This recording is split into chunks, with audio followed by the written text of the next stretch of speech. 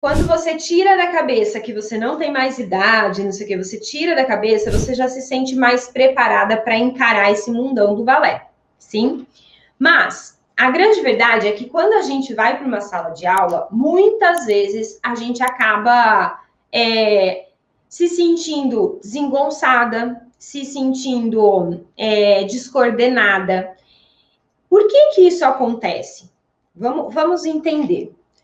Quando a gente nasce, né? A gente nasce, aprende a andar, aprende a se movimentar. Tudo é feito com os pés virados para frente. Concorda? A gente anda na rua desse jeito, né? Quando a gente vai para o balé, a primeira coisa que seu professor vai falar lá na sua primeira aula, vai falar, vai lá, primeira posição, junta calcanhar com calcanhar. A primeira coisa que você vai tentar fazer é fazer isso aqui. E tentar se equilibrar aqui. Esse vai ser seu primeiro desafio. Se equilibrar aqui.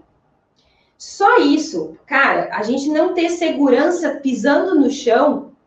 Pensa como é que você vai se sentir na hora de fazer um tandi lá na frente, na hora de fazer um plié, sim? Você vai se sentir realmente descoordenada, porque a sua base foi alterada, porque o balé pede isso.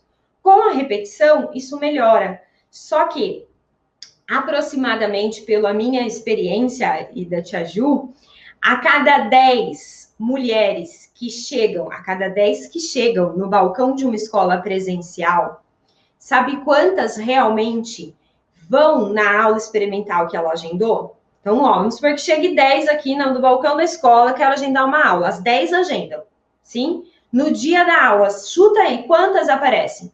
Chuta um número para mim. De 10, quantas aparecem realmente na aula experimental? Quantas conseguem vencer a vergonha de errar na sala de aula? Quantas conseguem realmente vencer o medo do desconhecido? Quantas conseguem vencer o medo de não estar mais na idade, de não ter o físico perfeito para isso? Sim, é muita coisa, é muita pressão para a gente conseguir vencer e ir para uma sala de aula. Sabrine colocou 3. No Instagram colocaram 6, 3, 4. Show! Olha, na Deleite, tá? Que era quando eu tinha escola, a média eram 5.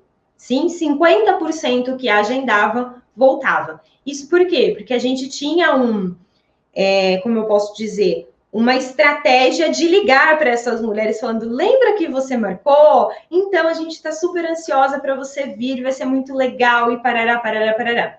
Porque se a gente não ligasse, com certeza ia ser menor, tá? Então, a cada 10 que marcam, 5 vão na aula. A cada 5 que vão, sabe quantas realmente fazem a matrícula? 2. Isso, ó, tá sendo legal. 2. Sim? Por quê? A primeira aula é a pior aula que você vai fazer na sua vida. Que bom, né? Sinal que a segunda eu melhorei um pouco. Percebe como a gente tem que olhar para direções diferentes? E quando a gente começa a fazer balé, a gente normalmente não tem essa visão de olhar para direções diferentes. É tanto mito, tanta carga, que a gente só olha para o lado negativo da coisa, tá? E aí, tem uma coisa que acontece muito na aula presencial, principalmente balé adulto, né? Por exemplo, quando a criança está lá fazendo balé, a gente vai lá e monta exercício para a criança, por exemplo, de frente para a barra. E põe o pezinho fechadinho para a criança, né? E vai lá, leva a pontinha, fecha. Bate a pontinha, fecha. Sim, eu não posso ficar dando isso para balé adulto. Sim, por que eu não posso? Porque isso é chato.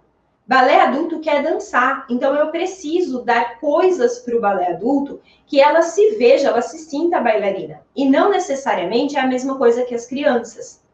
E aí é onde começam os problemas, porque no balé adulto eu já vou abrir a primeira posição.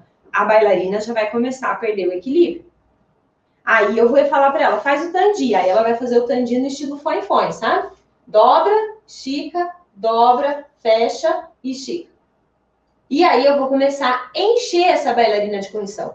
Não, ó, o seu pé não pode virado assim para dentro. Quando você faz o tandi, não pode virado assim. Você tem que deixar o joelho esticado, cresce as costas, baixa o ombro, olha para frente. Tudo isso gera uma sensação simples de eu não consigo fazer, eu sou incapaz. E aí a bailarina adulta sai da sala presencial com a sensação de que ela é incapaz. Por quê? Porque é uma avalanche de correções. Então, o que a gente pode fazer para chegar nessa primeira aula com o mínimo necessário para que eu me sinta capaz de acompanhar a aula?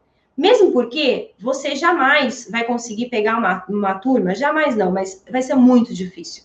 Pegar uma turma que realmente todo mundo está começando do zero. Todas as bailarinas têm exatamente a sua idade, o seu biotipo, então assim, não se preocupe se comparar, porque é todo mundo igual, certo? E todo mundo nunca viu balé na frente, está começando naquele primeiro dia ali. Não, turmas de balé adulto não funciona assim. Na turma de balé adulto eu tenho uma bailarina que fez 10 anos de balé, parou faz 5 anos e está voltando. Uma bailarina que fez 5 anos, parou há 1 ano, está voltando. Uma bailarina que nunca fez, está aprendendo agora. Uma bailarina que estava fazendo em outra escola e está vindo para essa escola agora. Percebe? É um misto. É como se fosse uma salada de fruta.